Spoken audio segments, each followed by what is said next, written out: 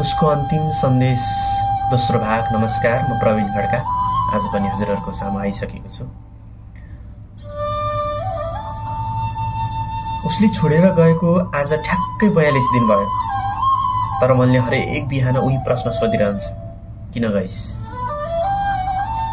के म त्यति कमजोर थिएँ र जोसँग तेरो पीडा पनि साट्न सकिनस्, बाँड्न सकिनस्? उसले छोडेर गएको कह, उसले ओढ्ने टकिया, उसको हाँसो, उसको रिस सबै यतिका दिनपछि पनि एउटै आवाजमा मानसिक रूपमा गुन्जिरहन्छ, तिमीले ध्यान राख्नु। कहिलेकाहीँ राति 2 बजे फोन झिलिमिली भएको देख्दा मलाई लाग्छ सायद उसैको म्यासेज हो कि, तर वास्तविकता भने अर्कै। स्क्रिनमा खालीपन मात्र देखिन्छ। हिजो म उसको हिँड्ने बाटोमै गए,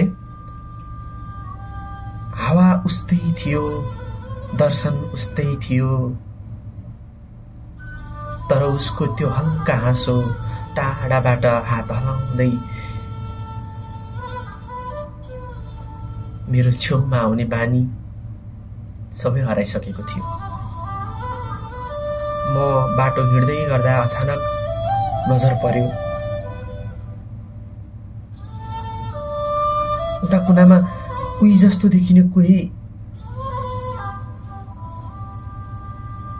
त्यस्तै लाग्यो, तर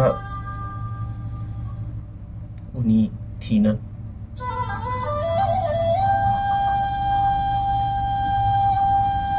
एक सेकेन्डको लागि मन रोकिन्छ र सास चल्दैन, तर नजिक गएर हेर्दा अर्कै मान्छे पर्छ। त्यो क्षणमा बुझे म अझै पनि उसलाई खोजिरहेको छु। जहाँ जहाँ कहिल्यै भेटिँदैन भनेर थाहा हुँदा हुँदै पनि म किन उसैलाई खोजिरहन्छु? मेरो मनले किन उसैलाई खोजिरहन्छ? कि यो साँचो माया होइन र?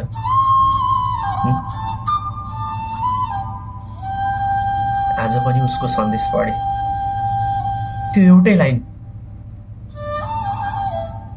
तिमीले ध्यान राख्नु।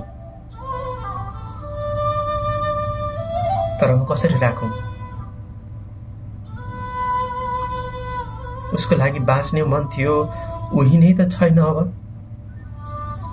कहिले कहिले मन भन्छ एक दिन ऊ फर्केला, तर सत्य त यो हो, फर्किनेहरू कहिले अन्तिम सन्देश छोडेर जाँदैनन्।